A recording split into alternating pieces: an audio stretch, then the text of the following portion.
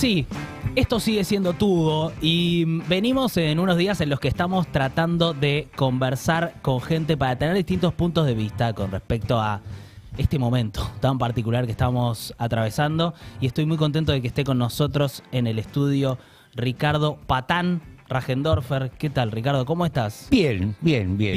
Dentro de todo. Dentro de todo bien. Ok, bueno, a ver, tengo un montón de preguntas. Empiezo por ahí por lo más actual. Por la primera. Por la primera, que sería lo lógico.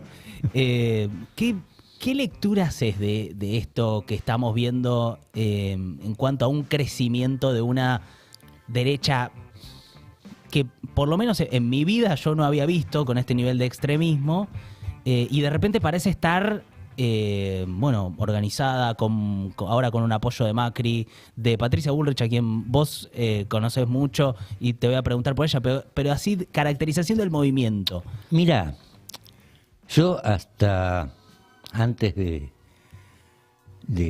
las últimas elecciones, fundamentalmente después de las PASO, sentía un poco que estaba en la República del Weimar, en referencia al régimen que hubo en Alemania entre 1918 y 1933, cuando Sí.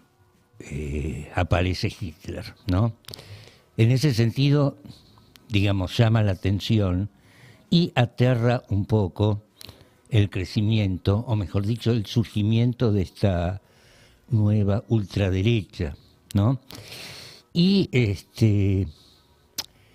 la respuesta más adecuada o la explicación más razonable al respecto la encontré leyendo a un ensayista portugués, Boaventura de Sousa Santos, que habla del fascismo societal. Y el fascismo societal es, a diferencia de los procesos de ultraderecha que hubo en la Europa de la primera mitad del siglo XX, donde el fascismo o el nacionalsocialismo era impulsado por un Estado o por un partido, acá esa tendencia, o mejor dicho, en este tiempo esta tendencia surge del cuerpo social, ¿no? En consecuencia, es un fascismo sin jefes, es un fascismo pluralista, pero es un fascismo disciplinante y civilizatorio. Es de alguna manera el fascismo de los que ni siquiera saben lo que es el fascismo. Y hay algo de eso que es interesante, que es pensar qué pasó con los argentinos, que es, bueno, hay una parte importante de los argentinos que de repente son de extrema derecha y tienen esas ideas, ¿o te parece que tiene que ver con una dinámica más de peronismo-antiperonismo? ¿O qué lectura haces de los votantes, digamos? Mirá, dado que es un fenómeno regional y por qué no decirlo global, yo no le escribiría en la antinomia peronismo o antiperonismo, puesto que en Brasil o en Estados Unidos también, y en muchos otros países, en España, en los países de Europa del Este, sí, hay también un surgimiento de esta ultraderecha, no habiendo peronistas ni antiperonistas en Polonia, por ejemplo. claro. O sea que será una cosa más, digamos, de una decepción con respecto al sistema en general, ¿no? Sí, y también, más que una decepción, digamos, también tiene que ver el asunto con el hecho de que toda una constelación de factores incide en eso. Por ejemplo, se podría decir, el achicamiento de la clase obrera asalariada y su reemplazo por trabajadores informales, Claro. ¿no? Por ejemplo, digamos, llama la atención de que muchos votantes de Milei sean estos pibes que van en bicicleta, Sí. de los delivery, Sí, ¿no? sí, sí. Y son pibes pero tan precarizados que, digamos, no tienen ni una sola las ventajas o de las garantías que ofrece el trabajo asalariado. Por ejemplo, no tienen vacaciones, no tienen aguinaldo, no tienen absolutamente nada, no tienen representación sindical, no conocen a sus propios compañeros. En ese sentido, esa soledad juntada con un poco de marketing, los hace sentir empresarios de sí mismos, y piensan como empresarios. Es una cosa muy loca. Y en ese sentido, ¿te pasa algo, digo, de haber visto la última dictadura militar y después haber visto la recuperación democrática? ¿Te parece que hay algo, digo, muchas veces se habla de una deuda de la democracia, digamos, hay algo ahí que vos esperabas que hubiese sido de otra manera y que no llegó, que nunca pudo organizarse, aunque sea económicamente? ¿O qué? ¿Cómo lo pensás vos? Mirá, justamente al cumplirse 4 décadas de la restauración de la democracia, uno piensa en esa época, en esa transición, con una intensidad que tiene que ver con la efeméride, desde luego, ¿no? Sí. Y yo recuerdo que una de las, digamos, yo durante gran parte de la dictadura no viví en Argentina, vivía en México. Yo me fui a los 19 años en México, meses después del golpe. Y volví 4 o 5 meses antes de las elecciones. Y pienso que esa época fue la mejor época, la época más divertida, la época más utópica que vivió este país. O sea, En el 82, 83. En el 83, digamos, en la época de las elecciones, en la época en que los milicos se iban y Alfonsín estaba por venir. En ese momento, digamos, uno sentía que todo podía suceder, que cualquier utopía podía sorprendernos en cualquier momento. Desde luego eso no fue así. Desde luego el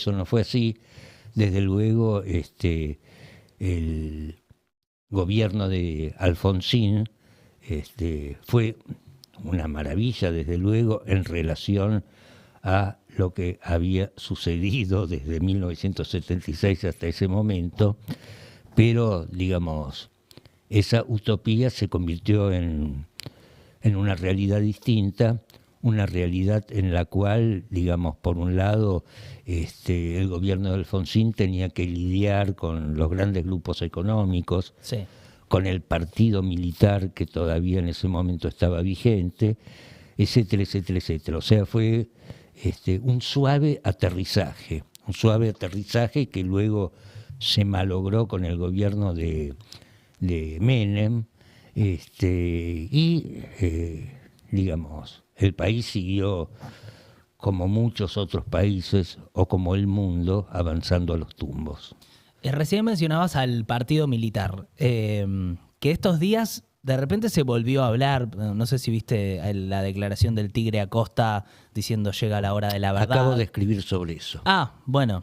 Bueno, entonces te pregunto concretamente por eso, que es, ¿qué ves vos en esta especie, ya no te diría ni de negacionismo, ni más casi una reivindicación de la última dictadura por parte de la candidata a vicepresidenta de Milei, y también una serie de personajes que vuelven a aparecer pidiendo la libertad de los genocidas? Sí, es una cosa que llama la atención, o sea, el negacionismo y la apología a los genocidios es un asunto que en otros países, que en Alemania no se discuten, son directamente un delito. Claro. Son directamente un delito. En ese sentido, digamos, es significativo que este debate, llamémoslo así, vuelva a cobrar sentido y con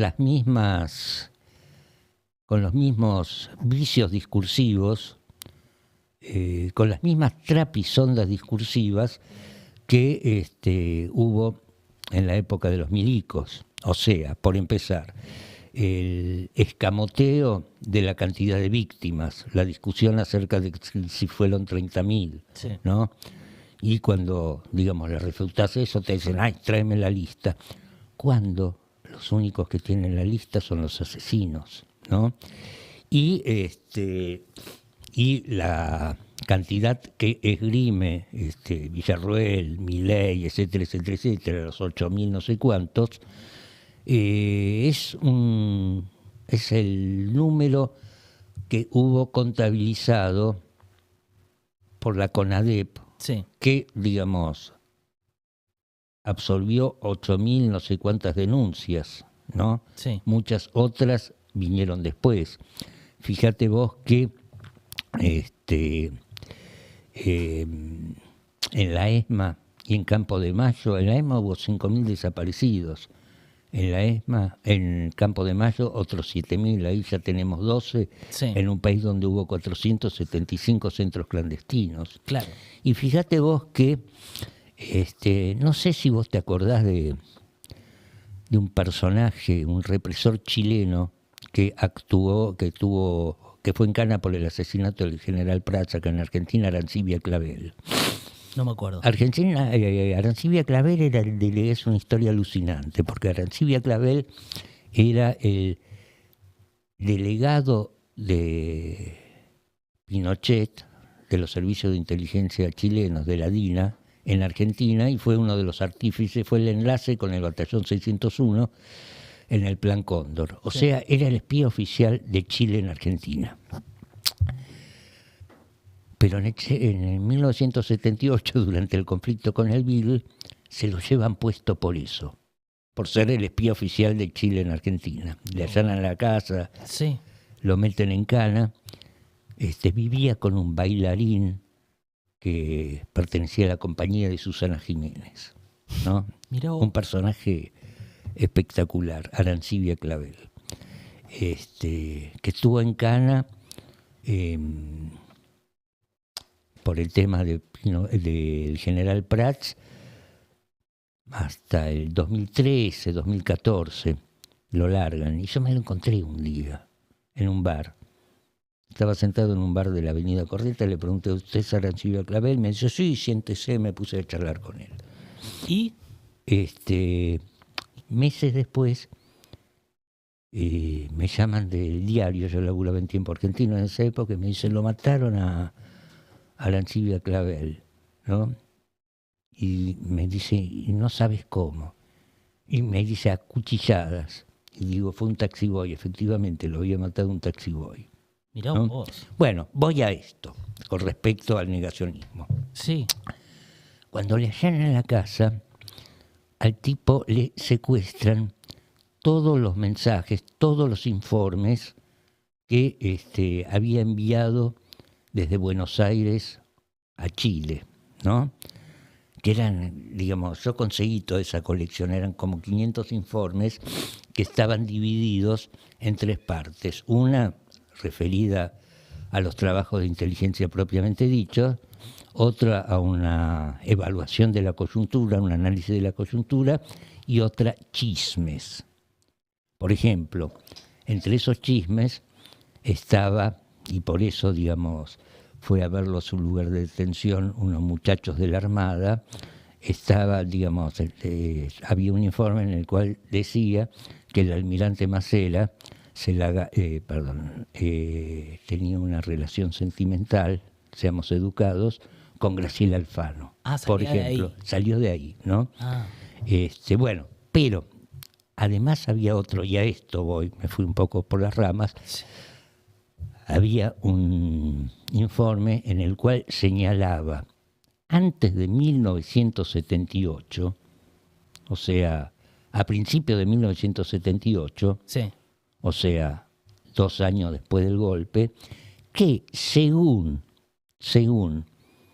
el batallón 601 de inteligencia, él tenía una relación directa con el batallón 601 de inteligencia, específicamente con el coronel Ribeiro, según el batallón de inteligencia, 601 de inteligencia, hasta esa fecha, 1978, había 22.000 desaparecidos.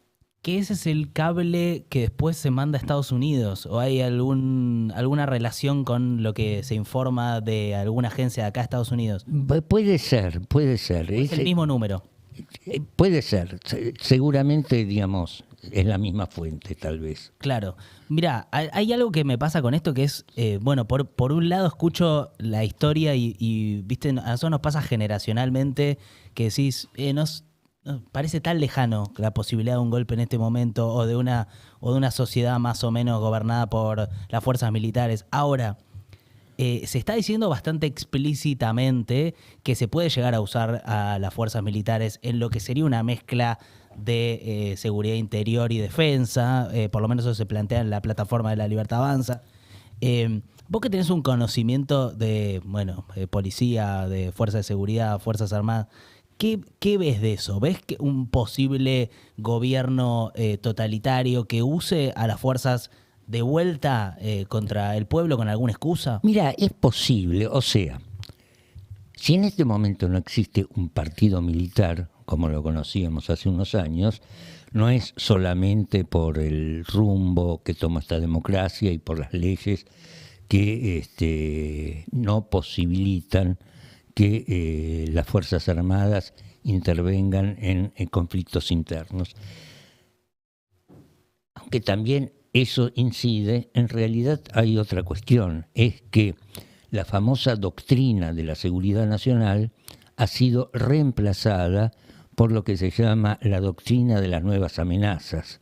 Claro. O sea, cuando la doctrina de la seguridad nacional tenía como único enemigo al marxismo, a la sinarquía internacional y a todos esos fantasmas, la doctrina de las nuevas amenazas amplifica el espectro de, valga la redundancia, las amenazas, incluyendo entre ellos hasta a las catástrofes climáticas. Claro. ¿No? En consecuencia, el modo de garantizar en países donde ya no hay una situación prerevolucionaria, el orden y, digamos, los mecanismos que les sirven a los grandes centros del poder para lograr sus objetivos, no es necesario un partido militar, sino, digamos, entre comillas, la lucha contra la inseguridad. Claro, el narcotráfico, ese tipo de cosas. No sé si llegaste a ver la plataforma de La Libertad Avanza, pero hablan de doctrina de seguridad nacional. Sí, porque, digamos, lo que pasa es que, digamos, ahí está la mano de esta señora Villarruel. Villarruel, en realidad, te voy a decir, es la delegada argentina del partido Vox de España, que es el partido de ultraderecha. Estuvo hace unos días charlando allá y contó, creo que a uno de los fundadores de Vox, esto de que en Argentina todo lo que se contaba de derechos humanos era mentira, contado por la izquierda. Sí. Creo con Ortega Smith estuvo. Bueno, Ortega Smith es, digamos, y la Villarruel son los tipos que impulsan a Milei, porque ellos hace años, allá por el 2017-18, organizaban en el círculo militar unas charlas que se llamaba el Club de los Viernes. Y ahí iba Milei, quien, digamos, desde luego llamaba la atención. Sí. Y estos les pusieron el ojo, ¿no? Entonces ellos de alguna manera incidieron en ellos y Conan está presente en todo. Sí. Incidieron en lanzarlo políticamente, claro. ¿no? Incluso hace unos meses en un festival de Vox en España, cuyo líder es un tal Abascal, es un partido que tiene 40 representantes en las Cortes españolas. Sí. ¿no? Sí, a diferencia de lo que pasa acá en España, sí hay como cierto consenso en que Vox representa un límite. El Partido Popular empezó a hacer alianzas con Vox en lugares regionales para formar gobierno, pero en esta última elección pasó algo que es que desde el Partido Popular salieron a decir, miren, nosotros no queremos pactar con Vox, lo dijeron explícitamente. Exactamente, exactamente. El Partido Popular vendría a ser un macrismo bien hecho. Sí, ¿no? eso. Y Vox sería La Libertad Avanza, pero allá... Pero exactamente, lo que pasa que, digamos, lo más atroz del macrismo, o sea, del Partido Popular argentino Sí, y de La Libertad Avanza. de la Libertad Avanza es su estructura de chiste. Su estructura de chiste que, digamos, es un chiste que, por cierto, causa una risa nerviosa, Sí, ¿no? En cambio, digamos, los españoles no es que sean más serios, son más sombríos que nosotros. es cierto. Hay algo que te quería preguntar en relación a el periodismo. O sea, ¿qué ves en este momento del periodismo? Porque me da la sensación de que hubo algo solamente con los cambios tecnológicos y esta idea de que, por lo menos yo lucho mucho con eso, de que la información estaba muy en recortes, en cositas que circulan en Twitter, ¿Qué ves de diferente a cuando vos arrancaste tu manera de ver el periodismo? Mira, si algo sentí constantemente a lo largo de mis años como periodista, yo empecé a laburar de periodista en México, en la edición mexicana de la revista Interview, es una constante transformación. O sea, digamos, nosotros laburamos con herramientas que cambian constantemente mientras nosotros las usamos, Claro. ¿no? Y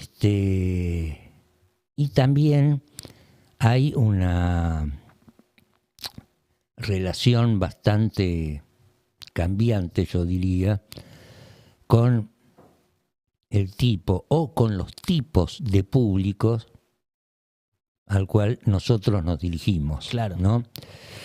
En ese sentido, uno se pregunta para quién escribe, ¿no?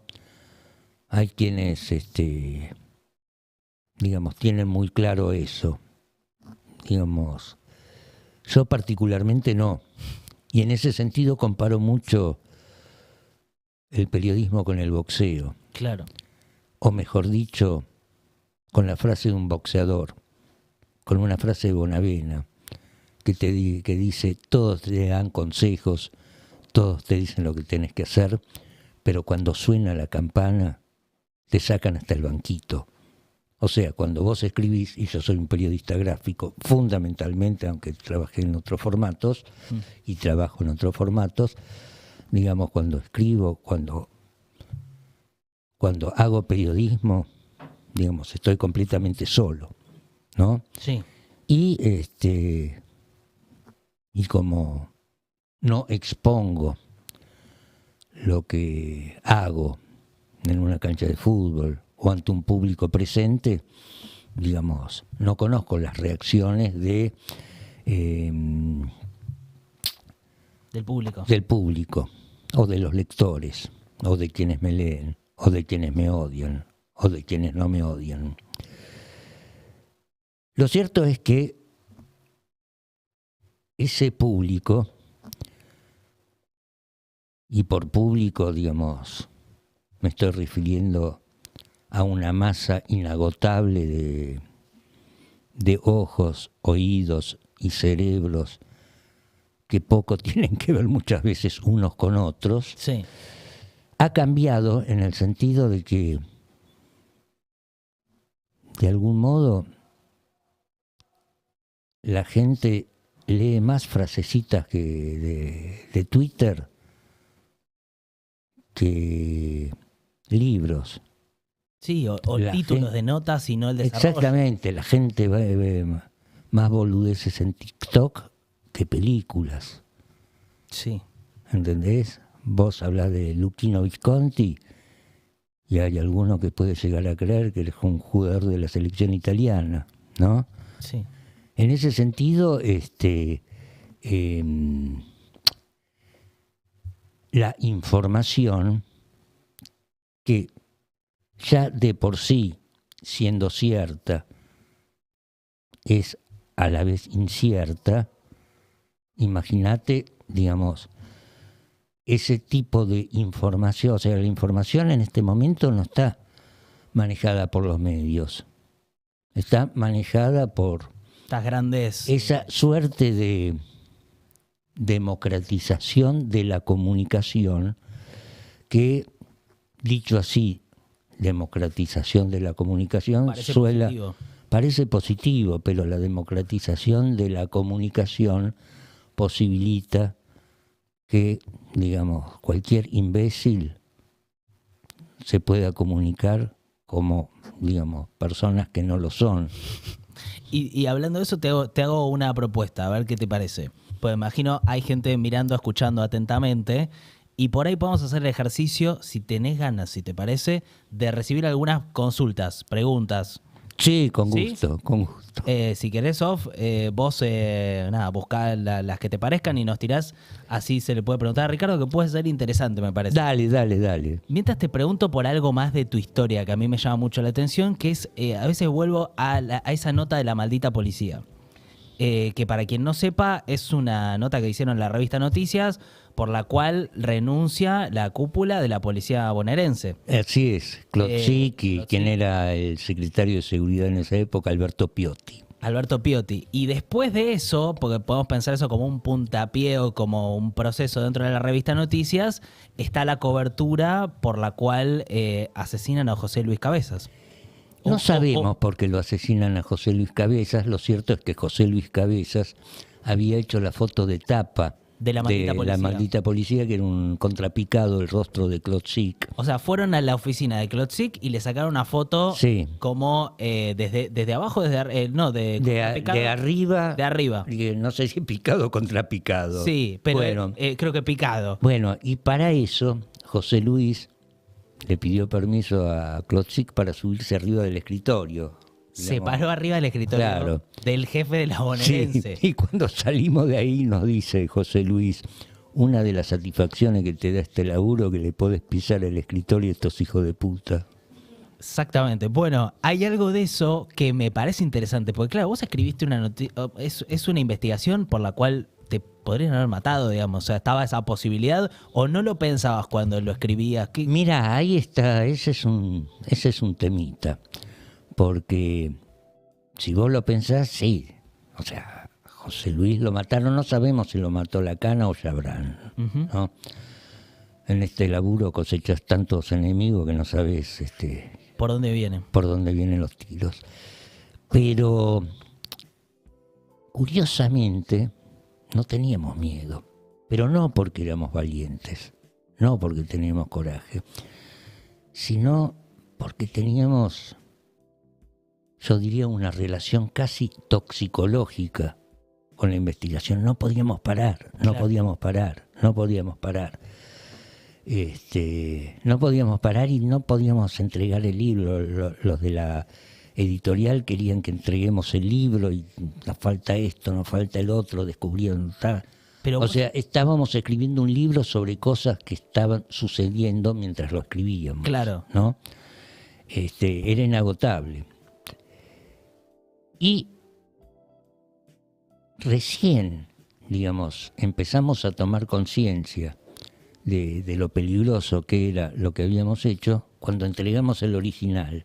O sea, en el lapso comprendido entre la entrega del original al editorial y la salida del libro, digamos, ahí, digamos, comprendimos que nos habíamos metido, o que habíamos hasta ese momento sobrevivido a un peligro. A un peligro. Y digamos, cuando sale la investigación, la maldita policía, renuncia la cúpula policial, a partir de ahí, tu vida, ¿qué? Pues me imagino, empezás a seguramente pensar en ese peligro. ¿Y qué haces? ¿Vivís pendiente un poco de eso? Mira, en esa época tenía a mi favor que poco antes me había separado de mi mujer de entonces y todavía no me había juntado con la siguiente. En consecuencia me podía mover libremente. O sea, digamos, teniendo una familia, es mucho más pesado porque tu mujer te dice, pensá en los chicos, que esto, que el otro, bla, bla, bla. Claro. Acá, digamos, no. Digamos, en ese momento, digamos, en ese lapso, yo vivía, digamos, me había mudado al lugar donde laburábamos con Dutil, parecíamos casi una pareja mal avenida, ¿no?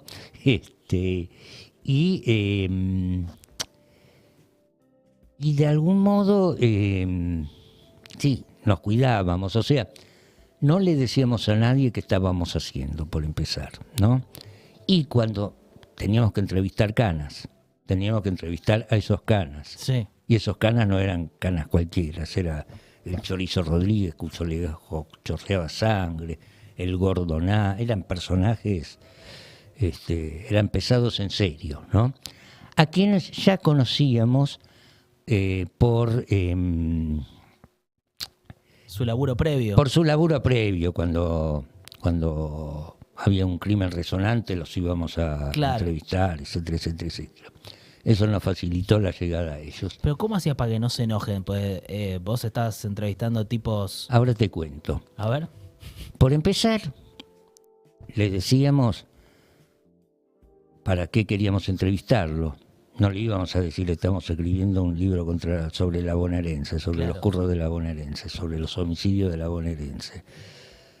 Estamos escribiendo un libro sobre casos policiales no resueltos. O sea, no les podíamos mentir, pero Una media debíamos ser un poco imprecisos. Y segundo, cuando los entrevistábamos teníamos un sistema de preguntas, que era el siguiente.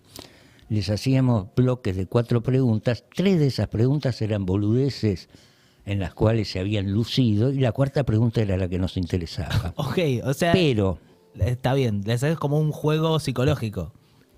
por un lado, pero cuando entrevistábamos al Gordonaldi, Sí. que era el jefe de narcotráfico, no le preguntábamos sobre sus trapisondas, sino le pedíamos que soltara la lengua sobre el Chorizo Rodríguez. Sobre otro. Y cuando le entrevistamos al Chorizo Rodríguez, le pedíamos que nos hablara sobre Naldi. Y así fuimos armando. Ok, qué momento, ¿eh? O sea, Nos divertía mucho, nos era divertido. cagábamos de risa. Me imagino, porque es una mezcla de un montón de factores.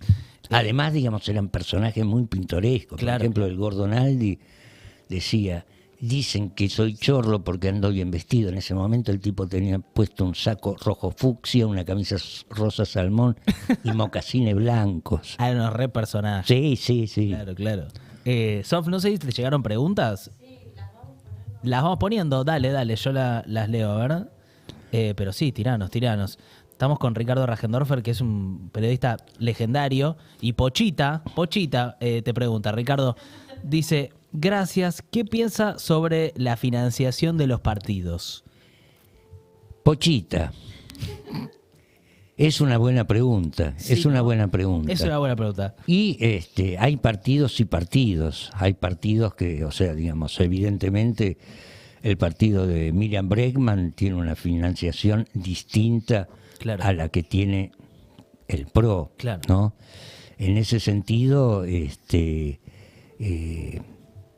digamos, alguna parte de el dinero que financia los partidos, se puede suponer que es dinero, no todo mal habido, Sí, que es dinero al cual se desea lavar, es dinero que tal vez sirve para lograr de los beneficiarios de ese dinero, en caso de que lleguen al poder, beneficio. cosas que efectivamente no figuran dentro de su plataforma, ¿no? Sí.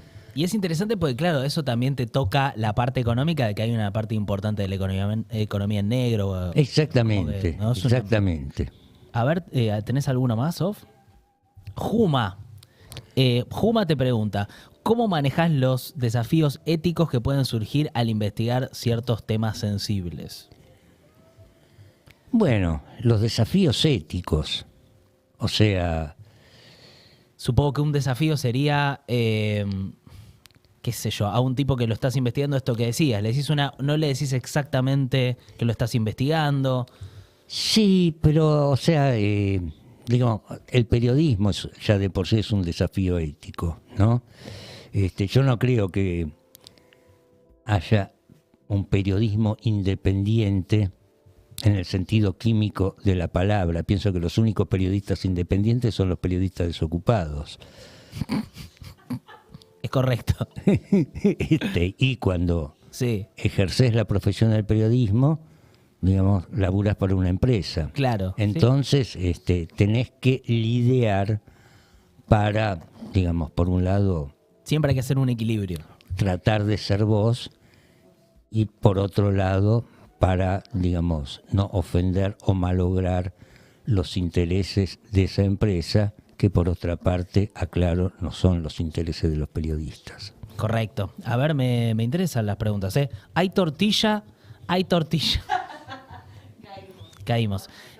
Dado que la conoce bastante bien, ¿cómo explica que Bullrich se haya sometido de esta manera a la estrategia de Macri? Es interesante, era una de las preguntas que tenía, que es, bueno, ¿cómo ves este cambio de Patricia Bullrich después de haber estudiado su vida y su carrera? Mira, Patricia Bullrich, y esto lo he dicho muchas veces, puede llegar a parecer una personalidad cambiante debido a los profusos lugares donde ha anidado su carrera política, Sí, ¿no? es una manera muy elegante de decir, sí, lo que ahora se dice como panqueque, ¿no? Exactamente. Sí, Y, digámoslo, como panqueque, es un panqueque muy especial, porque generalmente, digamos, no es infrecuente que alguien que comienza en la izquierda termine en la derecha. De hecho, Mussolini sí. empezó en el Partido Socialista y Sí. ya sabemos cómo terminó. Y era periodista también. Y era periodista también. O, hablando de periodistas, Rodolfo Walsh empieza en la derecha y termina, digamos, Mirá vos. en el campo, siendo un militante del campo popular. Pero a diferencia de todos esos saltos, el de Patricia Bullrich es distinto porque es lo que podríamos llamar una sustitución escalonada de lealtades, ¿no? Ok. O sea, la mina fue de la izquierda peronista, fue de Montoneros, al peronismo clásico, del peronismo clásico al del arruismo, del arruismo al macrismo, etcétera, etcétera, etcétera. Y siempre al lado del ganador de turno, ya sea Galimberti, ya sea Cafiero, ya sea Menem, ya sea Lilita Carrió, ya sea De la Rúa, ya sea Macri, etcétera, etcétera, etcétera, siempre al lado del ganador de turno, solo que ella, en este momento, o hace unos meses, se sentía la ganadora de turno, por lo cual podía prescindir de ser ladera de alguien. Ella se convirtió en su propia ladera. Y bueno, ya se vio que no le dio el piné y volvió a subordinarse, esta vez derrotada,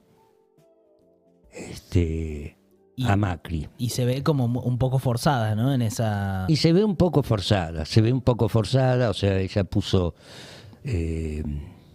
toda su energía en derrotarlo a Rodríguez Larreta y quedó no solo agotada, sino desnuda. Quedó su intelecto desnudo, o su falta de intelecto al desnudo. Quedó su ignorancia en materia económica al desnudo. Quedó, o sea, no siendo la ladera de turno, digamos, se convirtió en una persona desnuda. ¿Sabes qué? Hace poco vino un comediante, un amigo comediante, y le preguntaba por el humor en la campaña y por qué Milei, a pesar de ser tan excéntrico, no era gracioso, no había tanto humor alrededor de él.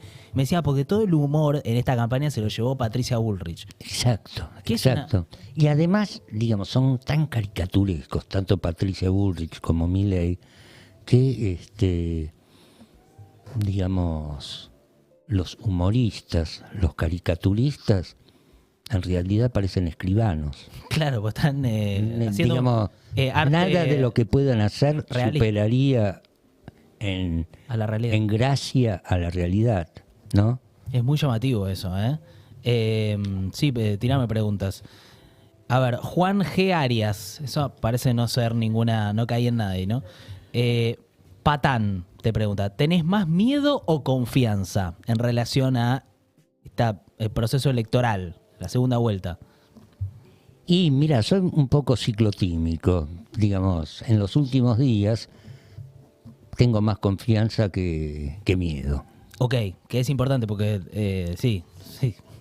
Estamos, pero son sensaciones térmicas, te aclaro. Sí, nosotros pasamos por muchas sensaciones estos días. A ver, ¿alguno más? Kraken T, ¿cómo se le pelea el discurso negacionista reivindicatorio si constantemente lo defienden haciendo mal revisionismo histórico? Mirá, digamos, ese es un tema, porque hay que exponerlos, no discutir. O sea, yo no me voy a poner a discutir con un idiota como Milei sobre la cantidad de desaparecidos. No voy a hacer un discurso aritmético sobre eso, porque ese discurso aritmético de algún modo echaría por tierra la ética de la lucha de los organismos de derechos humanos, ya de por sí. Y por otra parte, a estos tipos, digamos, hay que observarlos, escucharlos, ver cómo son. Lo que no hay que hacer es discutir con ellos, porque es como discutir de astronomía con alguien que cree que la luna es un pedazo de queso gruyère. Bueno, creo que es un buen lugar para cerrar, me parece. Ricardo, gracias. Gracias en serio por haberte tomado un rato para venir. No, fue un placer, Es muy interesante escucharte y seguir tu laburo, así que nada, te agradezco. No, por favor, por fue también un placer estar acá. Bueno, estuvo Ricardo Rajendorfer con nosotros, escuchamos algo de música, nos acomodamos y seguimos.